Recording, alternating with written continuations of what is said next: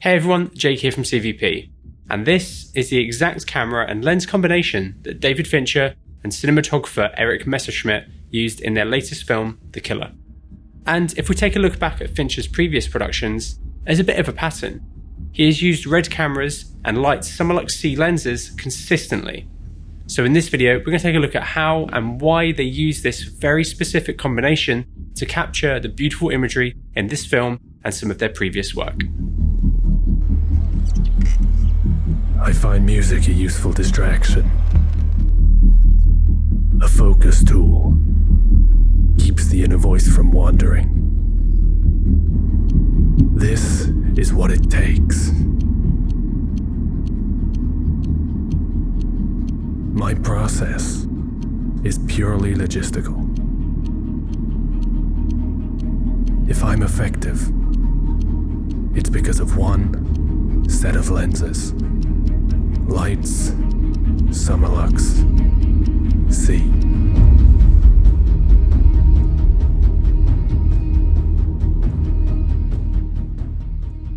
These lenses were officially unveiled at NAB all the way back in December 2010, and since then they've been used across a large range of productions due to their incredibly unique design and excellent optical performance. The Summilux-Cs were the first set of cinema lenses released from under the Leica brand, but were created by CW Sonder Optic, which was a branch of Leitz Wetzlar and renamed in 2018 to Leitz Cine-Wetzlar. The design team behind the Summilux-Cs was star-studded to say the least, and they set out to completely redefine what was on the cinema lens market at the time. And in 2015, optical designer Ian Neal and mechanical designer Andre de Winter received a scientific and engineering award from the Academy of Motion Picture Arts and Sciences for the optical and mechanical design of the Summilux-Cs. They really were groundbreaking at the time. Compared to cinema lenses back then, the Summilux-Cs were impressively compact and lightweight. Just look at the difference in size between them and a Master Prime here. The physical and mechanical design of the lenses is incredibly consistent.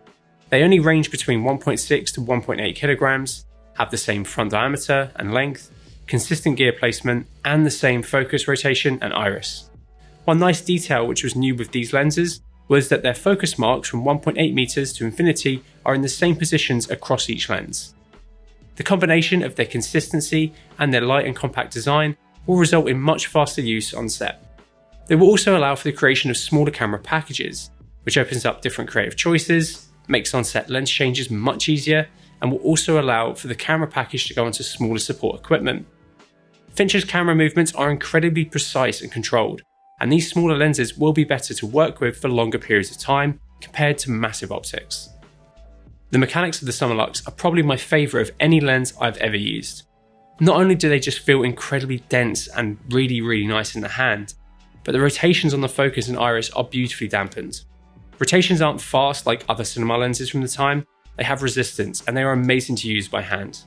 They are just so incredibly consistent. Optically, the Summilux are outstanding.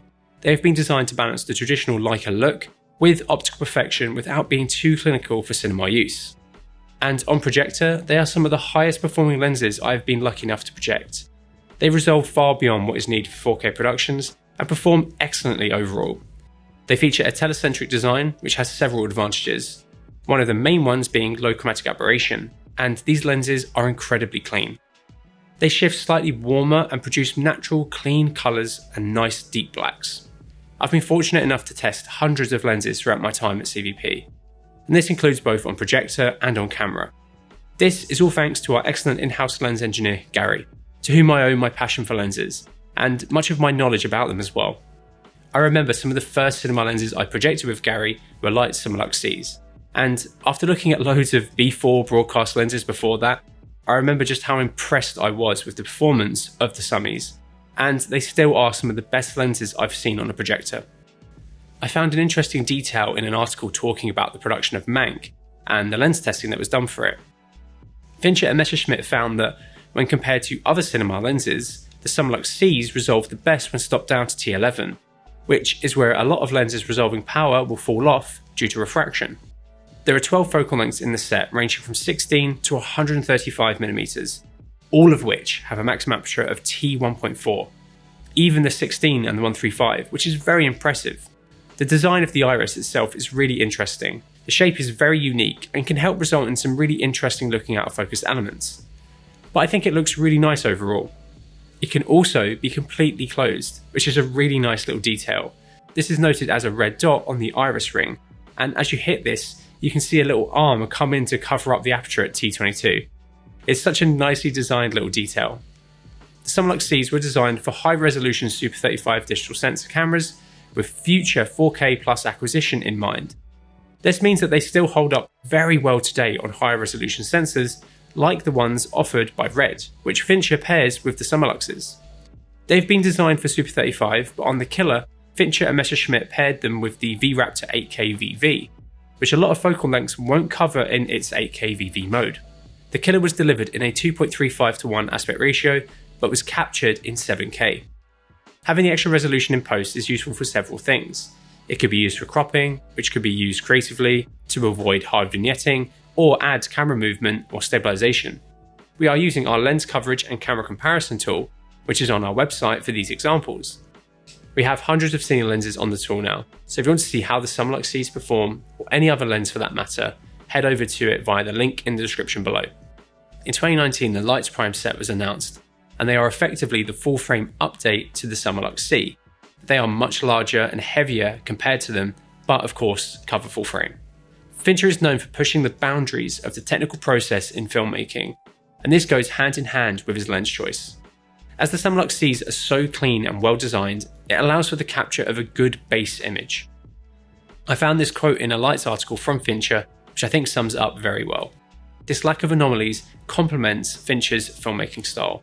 With so much precision and perfectionism demanded, having as little variables on set and on the camera package will ultimately result in more time and thought to nailing the take. It also means that the captured negative can then be heavily controlled and manipulated in post. Take for example Mindhunter and The Killer, where different lens characteristics are added in post, such as distortion, flare and filtration. In a Variety interview, Messerschmitt mentions that they wanted to deliver 2:35:1 and have a bit of an anamorphic look, but as they wanted to keep the camera close to the talent, they shot spherical to have good close focuses, which lots of anamorphic lenses, for the most part, don't have without the use of diopters. Throughout The Killer and some of their other productions, you can see far more barrel distortion than what these lenses actually have, as they are incredibly well controlled. Barrel distortion is commonly preferred over pincushion, and I would say is more associated with the visual language of cinema, which is why you see people adding it in post like this. You can also see flares throughout The Killer which are more akin to anamorphic than spherical, which again were added in post thoughtfully. This is something you can experiment with yourselves at home with tools like After Effects, Resolve and Scatter, which is actually what was used to add the digital filtration effects in post for The Killer. Fincher has been using RED cameras since The Social Network, and since then has been working with RED to help him achieve his striking visual style. He has used RED's older Dragon sensors across several productions, and on Mank, Fincher and Messerschmitt used a monochrome helium, which helps them capture the really unique imagery throughout that film. A sensor designed to just capture monochrome does have a few advantages over one designed for colour, such as the ability to capture higher resolution imagery, higher sensitivities, the ability to use colour filters, and capture gorgeous infrared imagery with the correct OLPF. On The Killer, Fincher and Messerschmitt decided to use a combination of the RED V-RAPTOR VV as the main A camera, and then portions of it were also shot on the Komodo as well. This was for a few different factors. Messerschmitt went on to the ASC's Clubhouse Conversations recently to discuss his work on The Killer, and if you want to learn more about his creative process, which is really interesting, I really recommend checking it out. On it, he did mention his camera choice pretty briefly. He mentioned that the size of the V-RAPTOR was a consideration, as they needed to fit rigs into tighter areas where larger packages may not have fit comfortably. During the opening sequence, they had 9 cameras rigged out of a window, so size was a massive concern for this, hence why the Komodo and Raptor made sense to use together. Visual effects have always been a massive part of Fincher's way of filmmaking, and with RED pushing resolution for so many years now, it's not surprising that he's gravitated towards using them more and more. High resolution means more information for visual effects to play with, as long as their pipeline can handle it. It also means that you can do a lot of other things in post as well, such as adding stabilization or camera shake, while still hitting Netflix's 4K mandate. Dealing with higher resolutions means that you have increased data and costs, and things can start to spiral. But with RED cameras having internal compression, you can balance quality and data, which is exactly what Messerschmitt did on Mindhunter Season 2, where they used the RED Helium and shot at 8K at 8:1 compression. With how many takes Fincher likes to get for post, I'm sure this really helps cut down on stress on set, reduces how often you have to dump cards, and media and processing costs overall.